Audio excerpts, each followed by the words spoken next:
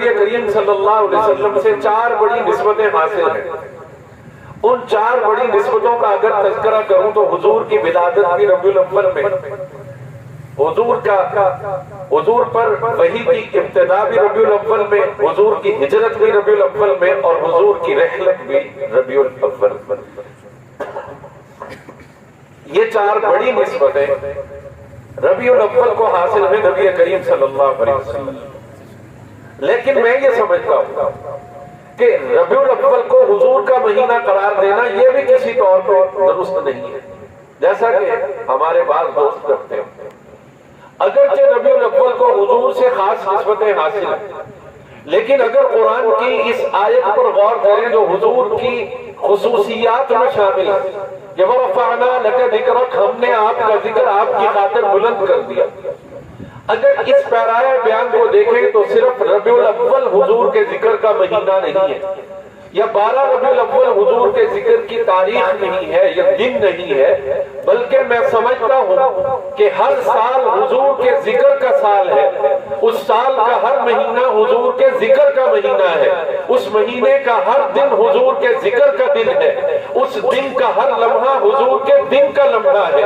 اس لمحے کی ہر گھڑی اور ہر ساعت حضور کے ذکر کی ساعت ہے. تبھی میرے رب کا یہ اعلان پوری طرح سے صادق ہوگا، اور یقیناً آج تک صادق ہے اور قیامت تک صادق رہے گا کہ اس کائنات میں کوئی لمحہ ایسا نہیں جو حضور کے ذکر سے خالی ہو. وَرَفَعْنَا لَكَ ذِكْرَكَ، بلکہ اس سے بڑھ کر ایک جملہ عرض کر دوں کہ وَرَفَعْنَا لَكَ ذِكْرَكَ کا اعلان کر کے، اور اِنَّا أَرْسَلْنَاكَ شَاهِدًا وَمُبَشِّرًا کا اعلان کر کے، وَمَا أَرْسَلْنَاكَ إِلَّا رَحْمَةً لِلْعَالَمِينَ کا اعلان کر کے اللہ نے حضور کی بعثت سے لے کر قیامت کی صبح تک تمام زمانے حضور کے نام کر دیے، حضور کے نام کر دیے.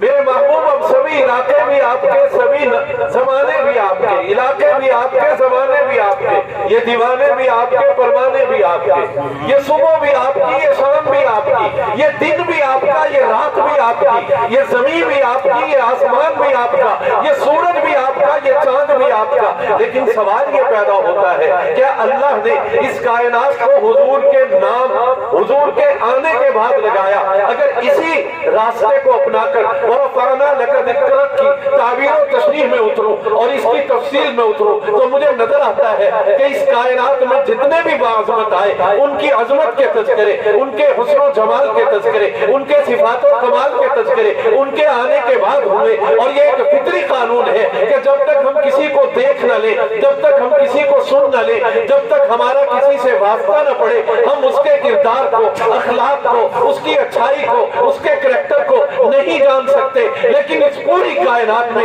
یہ خصوصیت اللہ نے اپنے محبوب کو دی ہے کہ حضور آئے بعد میں ہیں اور حضور کے ڈنکے اللہ نے پہلے بجا دیا.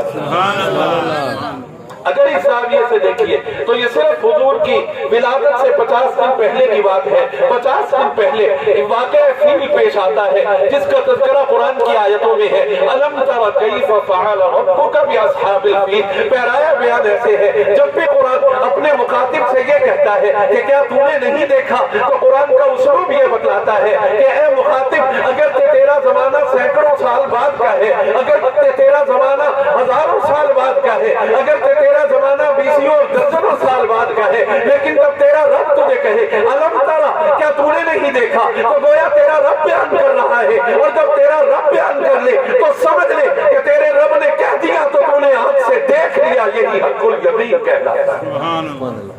کیا تو نے نہیں دیکھا کہ ہم نے ہاتھی والوں کے ساتھ کیا کیا؟ ہوا کیا تھا؟ ابرہا اپنا لاؤ لشکر لے کر مکہ پہ چڑھایا تھا. مکہ کیا ہے؟ میرے نبی کا مولد ہے. مکہ کیا ہے؟ میرے نبی کا مسکن ہے. مکہ کیا ہے؟ میرے نبی کا وطن ہے. مکہ کیا ہے؟ میرے نبی کے آباء و اجداد کا شہر ہے. مکہ کیا ہے؟ جہاں پہ ہمارے جناب حضور کے جد امجد جناب ابراہیم نے بیت اللہ کو اس کی بنیادوں پر تعمیر کیا تھا، اور پھر غلاف کعبہ پکڑ کر اور لپٹ کر رو رو کر ربنا وبعث فیہم رسولا کی دعائیں کی تھی. یہ وہی مکہ ہے. اس مکہ میں موجود بیت اللہ کو جو ان اول بیت وضع للناس للذی ببکۃ مبارکہ کی قرآن رکھتا ہے، ابراہا گرانے کے لیے آیا، لیکن اللہ فرماتے ہیں ہم نے اس کے لیے اپنا لشکر بھیجا، اپنے لشکر بھیجے۔ معاملہ یہاں تک پہنچ گیا کہ قریش بھی اس کے مقابلے سے عاجز تھے۔ عرب کے صحراؤں نے پہلی بار ہاتھیوں کے لشکر کو دیکھا، اس لشکر کے مقابلہ کرنے کی شکل ان میں نہیں تھی۔ کہاں عرب کے ریگزار، کہاں عرب کا صحرائی علاقہ اور کہاں یہ ہاتھی، لیکن وہ ہاتھی لے کر پہنچا، سب عاجز ہو کر کچھ مکہ چھوڑ کر چلے گئے، کوئی پہاڑیوں پہ جا بیٹھے۔ ابراہا نے محاصرہ کر کے مکہ کے گرد و پیش اور چراگاہوں سے اہل مکہ کے اونٹ پکڑ لیے۔ ان اونٹوں میں جناب عبد المطلب جو حضور کے دادا ہیں، ان کے اونٹ بھی تھے۔ جناب عبد المطلب کا بڑا قد و قامت ہے، بڑے خوبصورت خال و قد ہے، بڑے حسن و جمال کے مالک ہیں، بڑی وجاہت کے مالک ہیں۔ جب ابراہا کے سامنے پہنچے مرعوب ہو گیا، یہ عبد المطلب ہے، نام سن رکھا تھا، آؤ آؤ عبد المطلب، اپنے برابر اپنی مسند پر بٹھایا اور فوراً کہا یقیناً تم بیت اللہ کے حملے کی نیت کو موقوف کرنے کے لیے، حملے کی نیت کا ارادہ ختم کرنے کے لیے آئے ہوگے، یہی کہنے کے لیے آئے ہوگے۔ عبد المطلب نے کہا نہیں نہیں، میں بیت اللہ کے لیے سفارت کاری کرنے نہیں آیا، بلکہ میں تو تجھ سے یہ کہنے آیا ہوں تیرے سپاہیوں نے میرے اونٹ پکڑ لیے ہیں۔ اب کہاں اونٹ جو ذاتی مال کی حیثیت رکھتے ہیں، کہاں بیت اللہ جو آباء و اجداد اور جناب ابراہیم جناب آدم سے لے کر آج تک کا ایک مذہبی ورثہ ہے، اس کی بات کرنے کی بجائے اونٹوں کی بات کرتے ہیں۔ ابراہا بہت مایوس ہوا، جیسا دیکھا تھا ویسا پایا نہیں، اس لیے ابراہا نے کہا عبد المطلب میں تو تجھے بڑا اونچا شخص سمجھا تھا، لیکن تو نے تو بڑی چھوٹی بات کی، تجھے بیت اللہ کی فکر نہیں، اونٹوں کی فکر ہے۔ لیکن رسول اللہ کے عظیم دادا نے عظیم جواب دیا، فرمایا اونٹ میرے ہیں، ان کا مالک میں ہوں، مجھے اپنے اونٹوں کی فکر ہے، اور بیت اللہ کا مالک اللہ ہے، میرے اونٹ مجھے واپس کر دے، بیت اللہ جانے بیت اللہ کا مالک اللہ تھا۔ نعرہ تکبیر، اللہ اکبر، نعرہ رسالت۔ دنیا نے دیکھا، پھر دنیا نے دیکھا، کیا دیکھا کہ اللہ نے اپنے لشکر ابابیل کی صورت میں بھیجے، جنہوں نے اپنی چونچوں اور پنجوں میں کنکر دبا رکھے ہیں۔ ان کنکروں کو ابراہا کے لشکر پر پھینکا گیا، ہاتھی بھی کچلے گئے، ہاتھی سوار بھی کچلے گئے، پورا لشکر مارا گیا، اور مارا بھی کس صورت میں گیا؟ قرآن نے ان کی حیت صورت کو بیان کیا، کعصف مأکول، ان کی حالت ایسے تھی جیسے کھایا ہوا بھوت، یعنی گوبر کی صورت میں بنا دیا۔ اور یہ واقعہ، یہ ابراہا کے لشکر کا تباہ و برباد ہونا، اللہ کی نصرت کا آنا، ابابیل کے لشکر کا آنا، تمام علماء سیرت کا اور علماء تفسیر کا اتفاق ہے، یہ اس بات کا اعلان تھا کہ لوگوں اس دنیا میں بیت اللہ کو آباد کرنے والا آمنہ کا لال عبداللہ کا درے گدی مارا۔ سبحان اللہ۔ اسی لیے اس واقعے کو دلائل النبوہ میں شامل کیا گیا۔ اس سے پہلے چلیے، یہ حضور کی ولادت سے 571 سال پہلے کی بات ہے، جب یہودیوں کی سازش سے جناب عیسیٰ علیہ السلام پر چوری کا الزام لگا کر ان کو صلیب پر چڑھانے کے انتظامات کر دیے گئے ہیں۔ ہماری اپنی آنکھوں سے آنسو بہا رہے ہیں، عرض کر رہے ہیں آپ چلے جائیں گے ہمارا پرسان حال کون ہوگا؟ ابھی تو ہمارے سیکھنے کے ابواب ادھورے ہیں۔ جناب عیسیٰ علیہ السلام فرماتے ہیں میں تو آیا ہی جانے کے لیے تھا، میں تو آیا ہی جانے کے لیے تھا، میں تو آیا ہی جانے کے لیے تھا۔ ایک بے مثال سیرت نگار النبی الخاتم چھوٹی سی ضخامت کی کتاب ہے، لیکن ان کی ایک ایک سطر میں ایسے ایسے مضامین چھپے ہوئے ہیں۔ اس کو لکھنے والے مناظر حسن گیلانی ہیں، گویا انہوں نے ابتدائی سطروں میں ایک عجیب بات بیان کی اور رحمت للعالمین کا خلاصہ بیان کر دیا۔ انہوں نے فرمایا اس دنیا میں آنے کو بہت سے باعظمت آئے، لیکن کیا کیجئے وہ جتنے بھی آئے سبھی جانے کے لیے آئے، ان میں سے ایک تھا جو آیا تو آتا ہی چلا گیا، جو گھوما تو گھومتا ہی چلا گیا، جو چھایا تو چھاتا ہی چلا گیا۔ یہ آمنہ کا لال ہے، عبداللہ کا در یتیم ہے۔ حضرت عیسیٰ اپنے حواریوں سے کہتے ہیں میں تو آیا ہی جانے کے لیے تھا، وہ مبشر برسول، لیکن تمہیں ایک رسول کی بشارت خوشخبری دے کے جا رہا ہوں، اسمہ احمد، وہ میرے بعد آئے گا اور اس کا نام نامی اس میں گرامی احمد ہوگا۔ سبحان اللہ۔ اللہ نے اپنے نبی کی آمد کے ڈنکے بھی بجا دیے، اللہ نے اپنے نبی کے نام کے ڈنکے بھی بجا دیے۔ اگر ورفعنا لک ذکرک پر غور کیجئے تو لک ذکرک کا مطلب ہے ہم نے آپ کی خاطر آپ کا ذکر بلند کر دیا، آپ کا نام بلند کر دیا، آپ کی عظمت کو بلند کر دیا، آپ کے ذکر کو بلند کر دیا۔ اس زاویے سے بلند کر دیا کہ اگر انبیاء کرام کے ناموں پر غور کیجئے، آدم کا معنی دمدمی رنگت والا، اگر اس نام کی معنویت پر غور کریں تو یہ صرف حضرت آدم کی جسمانی رنگت ظاہر کرتا ہے۔ یحییٰ کا معنی لمبی عمر والا، یہ صرف حضرت یحییٰ کے متعلق ان کے والدین کی آرزوؤں کی ترجمانی کرتا ہے۔ نوح کا معنی آرام کا سبب، یہ ان کے والدین کی خواہش کی عکاسی کرتا ہے۔ عیسیٰ کا معنی سرخ چہرے والا، یعنی یہ ان کے چہرے کی رنگت کو ظاہر کرتا ہے کہ ان کا چہرہ گل رانا کی طرح چمکتا تھا۔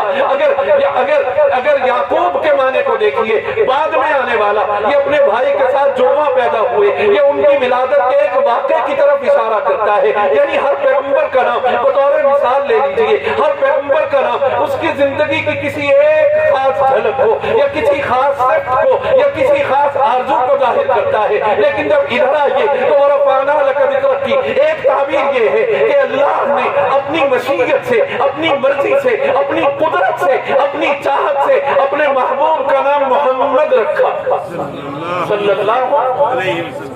کیا نام رکھا؟ محمد صلی اللہ علیہ وسلم۔ سب کہتے ہیں بلند آواز صلی اللہ علیہ وسلم۔ اور اتنا حسین نام کہ اگر تمام انبیاء کے نام کو دیکھا، میں آپ سے کہنا چاہتا ہوں قرآن رسول اللہ کی عظمتوں کا امین ہے۔ آج تک سیرت کی تمام کتابیں حضور کی عظمتوں کی امین ہے۔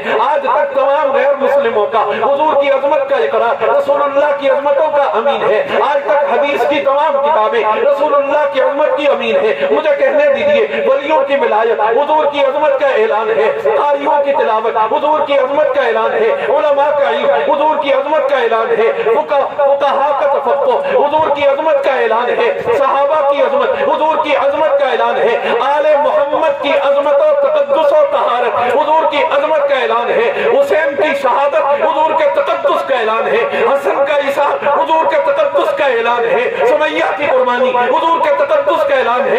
14 صدیاں حضور کے عظمت کا تسلسل ہے، تقدس ہے، خانقاہوں کی صورت میں، مدرسوں کی صورت میں، مسجدوں کی صورت میں، بلند ہوتی ہوئی اذانوں کی صورت میں، یہ حضور کی عظمت کا تسلسل ہے، تواتر ہے، اور یہ قیامت کی صبح تک بلکہ میدان محشر میں مقام محمود کی صورت میں، مقام شفاعت کبریٰ کی صورت میں یہ تسلسل اسی طرح جاری رہے گا۔ اسی لیے تو فرمایا وَلَلْآخِرَةُ خَيْرٌ لَكَ مِنَ الْأُولَىٰ۔ میرے محبوب توجہ کیجئے، شانوں والے شانیں پا چکے، لیکن تیری شان اور عظمت کا سفر مسلسل جاری ہے، روز ازل سے جاری ہے اور تا ابد جاری رہے۔ سبحان اللہ۔ تیرا ہر لمحہ تیری عظمتوں کو چار چاند لگاتے ہوئے گزر رہا ہے، تیرا ہر لمحہ تیری عظمتوں کو بڑھا رہا ہے۔ پوری کائنات میں عظمتوں والوں کے سفر رک گئے اور رک جائیں گے، کملی والے کے عظمتوں کا سفر یعنی وَلَلْآخِرَةُ خَيْرٌ لَكَ مِنَ الْأُولَىٰ۔ میرے محبوب تیرے سامنے آنے والا ہر لمحہ تیرے لیے تجھ سے بہتر ہے، تیرے لیے پہلے لمحے سے بہتر۔